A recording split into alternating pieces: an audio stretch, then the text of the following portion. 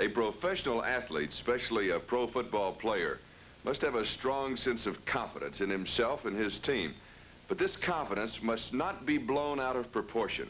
When it is, it becomes a nemesis that can devastate a team more quickly and more forcefully than a host of injuries. As we shall see, overconfidence played a major role this week in the AFL. Some of the favorites were dealt costly defeats, and others were shoved around like cellar dwellers, but managed to win. The last place Denver Broncos showed the first place New York Jets that a $400,000 quarterback isn't worth 50 cents if he leads an overconfident team.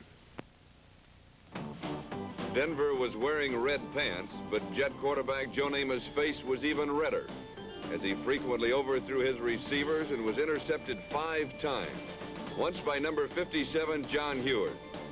The usually porous Bronco defense had not intercepted once in their 4 previous games.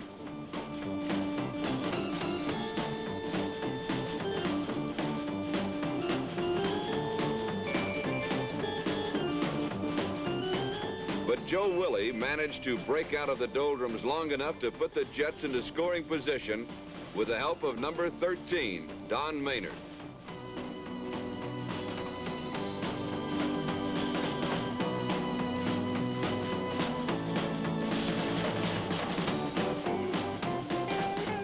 Jet halfback Emerson Boozer blasted over from the 5 for a 7-0 New York lead. Starting his first game of this year, quarterback Steve Tinsey led a drive that covered 73 yards in 8 plays. It was a balmy 70 degrees in New York, and everyone was looking for a place in the sun. Bronco running back Fran Lynch found his in the Jets' end zone, and the Jets couldn't keep him out of it.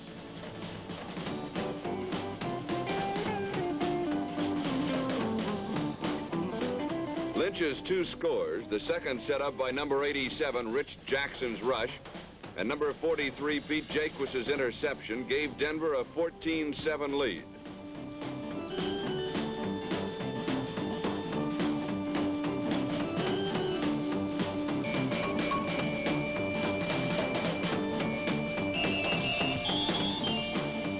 A field goal by number 11, Jim Turner, made the halftime score 14-10 Denver.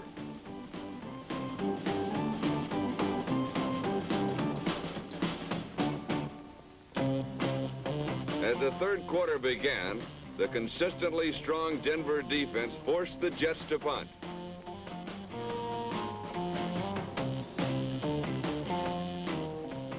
And the Bronco offense bounced back. Quarterback Steve Tinsey hit number 41, Eric Crabtree, over the middle, and the speedy end outraces number 24, Johnny Sample, and number 42, Randy Beverly.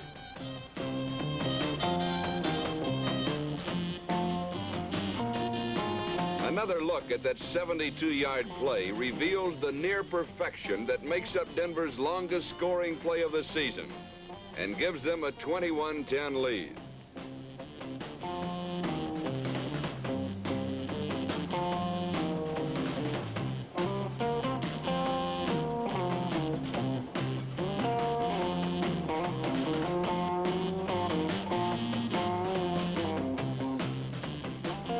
Despite strong running by number 41, Matt Snell, and number 35, Billy Joe, and a total offense of 460 yards compared to Denver's 219 yards, the Jets can only add a field goal and trail 21-13 with time running out. But like the little girl with a curl in the middle of her forehead, when Namath is good, he is very, very good.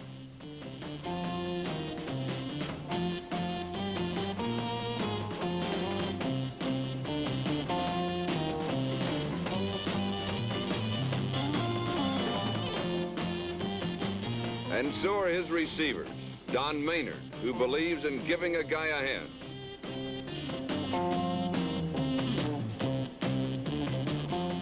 And split-end George Sauer, who uses only one hand to make a fantastic catch.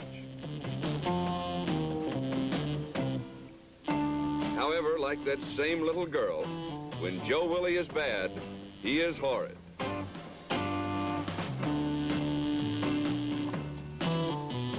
This is made apparent on interceptions by number 28, Jack Lent,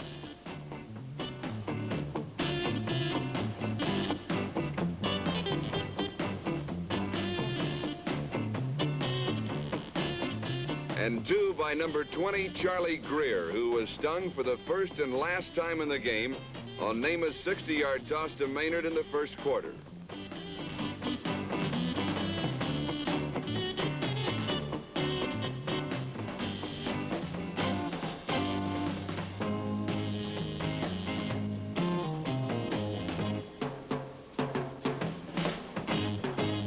Throughout the closing minutes, Namath went to his prime receivers, George Sauer and Don Maynard, with success. But each time, the stubborn Denver defense stopped the scoring threat.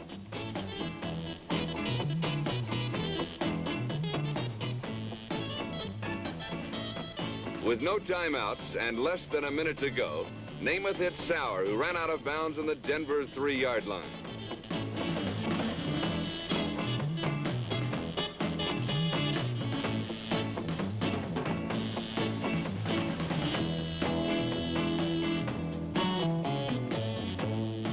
On third down, Emerson Boozer ran into one of his own men and was stopped for no gain. On fourth down, with 9 seconds remaining, Namath's last-ditch pass hit the crossbar, and Denver upset New York 21-13. The Kansas City Chiefs' war paint turned to a blushing red as its strong defense was matched by the Cincinnati Bengals. The first half was consumed with so many good defensive plays that very little offense could be generated. Mike Garrett of the Chiefs is run out of bounds by Al Beauchamp, who in his own fatherly way offers some sage words of advice.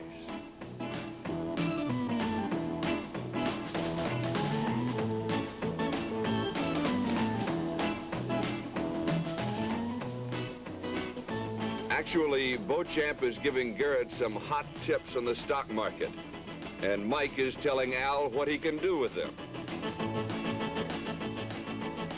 Both teams blitzed, battered, and bombed one another so badly that only 11 first downs were recorded in the first half.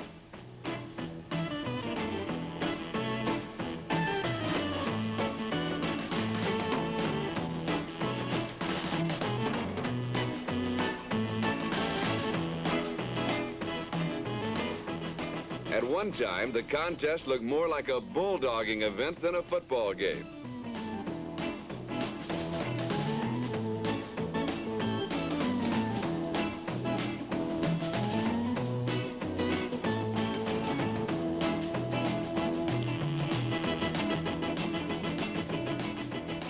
Trailing 3-0 in the third quarter, Cincinnati got a big break when Harry Gunner intercepted a Lynn Dawson pass and somehow ran it back to the Kansas City 8-yard line.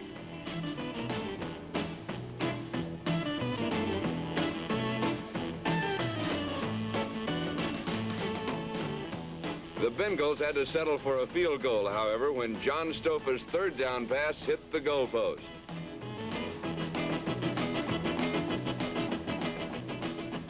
With the score tied at 3-all, Jan Stinnerud would again be called upon to salvage some points for the inconsistent Kansas City offense. His 38-yard field goal late in the third put the Chiefs ahead to stay 6-3.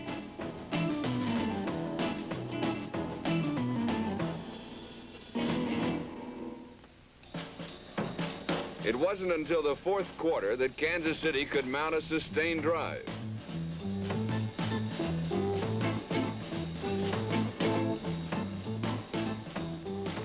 Moving on sweeps and short passes, the largest gain was a 12-yard run by Robert Holmes off left tackle.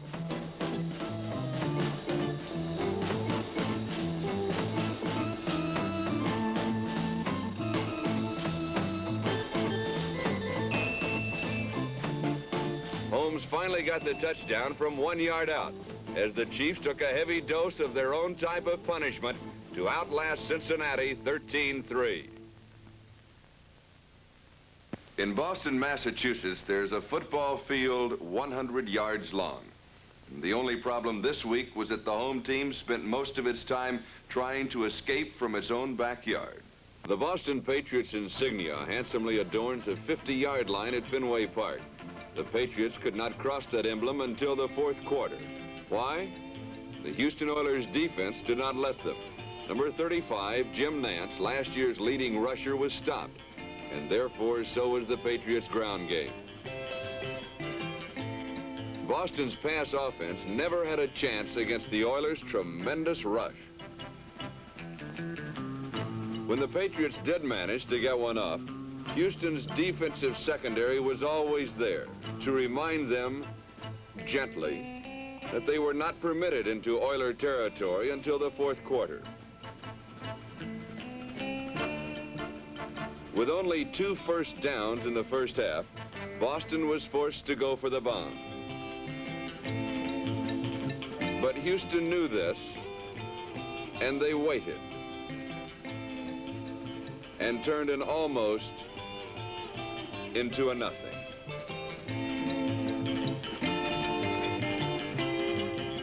But the final quarter finally came, and Mike Tolliver passed his way across the magic mid-stripe.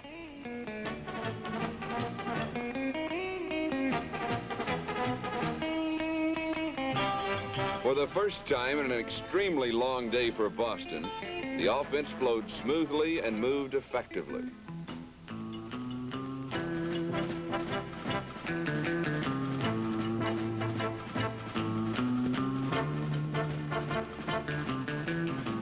The play that could have kept the Patriots in the game. Number 41, Larry Carwell of Houston, touched the ball first, and the ruling was an interception. A judgment call on a simultaneous catch.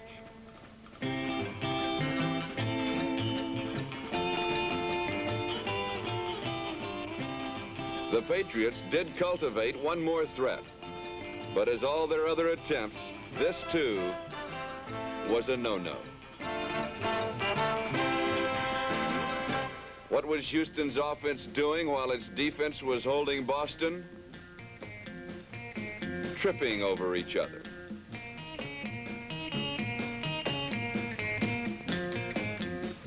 With Houston's lead quarterback still out, number 12, Bob Davis, was in command. When the offensive team didn't move, he moved himself. For most of the game, he was the leading rusher. But there is a reason coaches discourage scrambling for their prize quarterbacks, as you shall shortly see.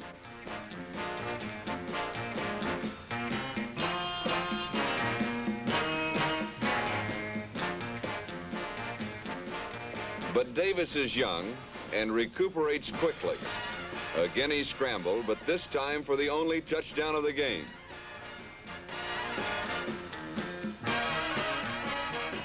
The Oilers scored 3 field goals for a total of 16 points. The Boston Patriots were shut out for the first time in 33 games.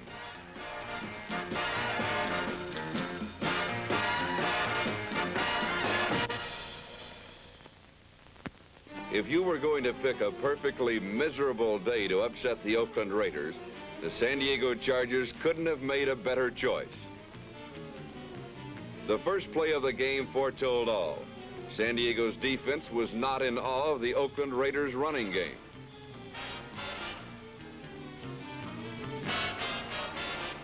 Then there was the Raiders' passing attack. That too fell short.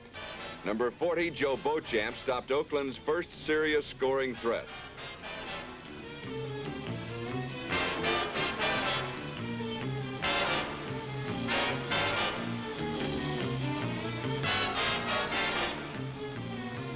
San Diego on offense is usually a bomb to number 19, Lance Alworth. But today Alworth exploited the short pass up the middle. The passes may have been short, but with a little running room, Alworth's gains were not.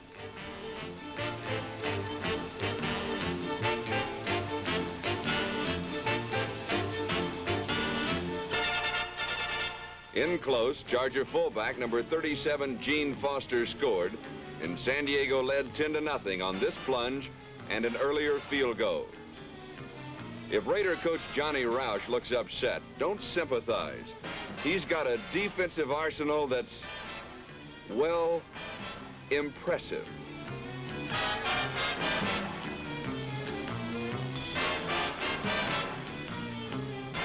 forced to punt early in the second quarter, San Diego couldn't have picked a worse target.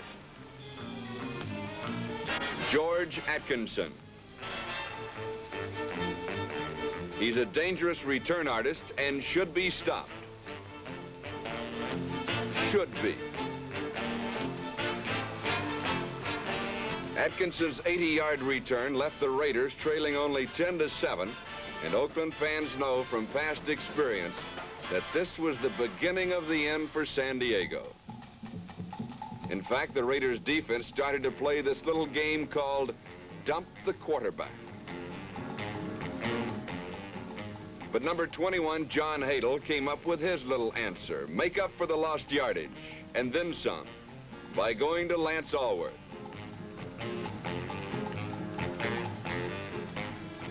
Oakland's defense continued their harmless prank. But so did John Hadle, and this time he made it pay off. Alworth scored on the 38-yarder, and San Diego now led 17-7. Then, with just a minute to play in the first half, the Raiders quarterback, Darryl LaMonica, performed what is probably the most beautiful thing to watch in football: the precision last-minute drive. 80 yards in 40 seconds.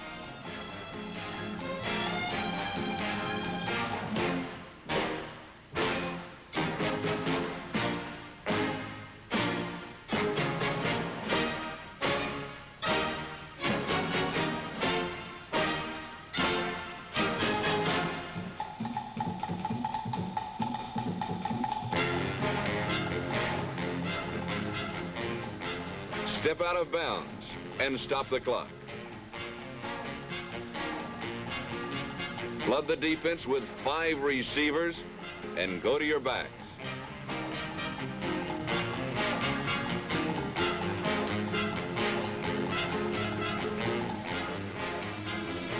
From the 7, number 81, Warren Wells, made a beautiful catch, and Oakland only trailed 17-14 at halftime.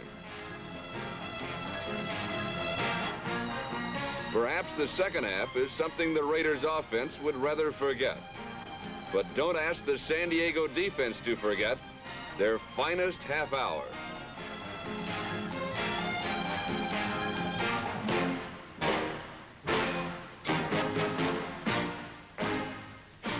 The second half offense of the Chargers, although it did not score a touchdown, displayed a second effort that made near losses into 5-yard gains.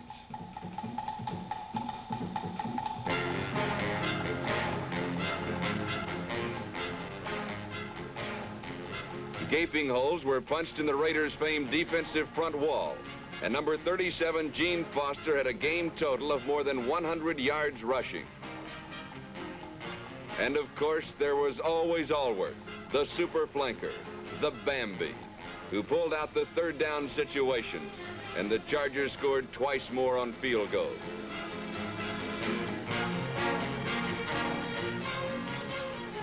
In the entire second half, Oakland made 1 first down, and that was on the last play of the game, when it couldn't possibly help anyone but the Raiders statistician. For Sid Gilman, the Chargers coach, this was the game that had to be won, was won, and was wonderful to be enjoyed. For the Oakland Raider followers, this 23-14 loss ended the 14-game winning streak, and worse, ended the myth that they were unbeatable.